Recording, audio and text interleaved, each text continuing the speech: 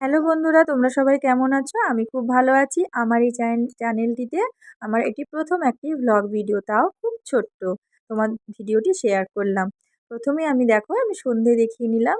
আর সন্ধে দেখানোর পরেই মেয়েকে নিয়ে গেলাম পড়তে বসাতে। তো যাই হোক, পেন্সিল দিলাম ওকে, ওর পেন্সিল শেষ হয়ে গেছিলো, পেন্সিল চাইছিল, তো একটা পেন্সিল বের করে দিলাম, বাদবাকি পেন্সিল আমি এবার রেখে দেবো।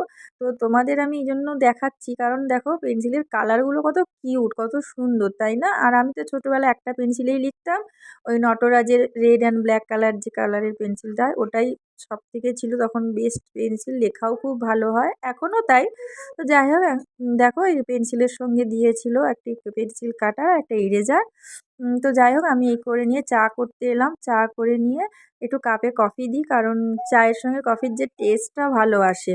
হ্যাঁ, এইসব চাটা করে নেওয়া হয়ে যাওয়ার পর আমি টেবিলে নিয়ে গিয়ে দুটো বিস্কিট নিয়ে নিলাম, আমার হাজব্যান্ডের।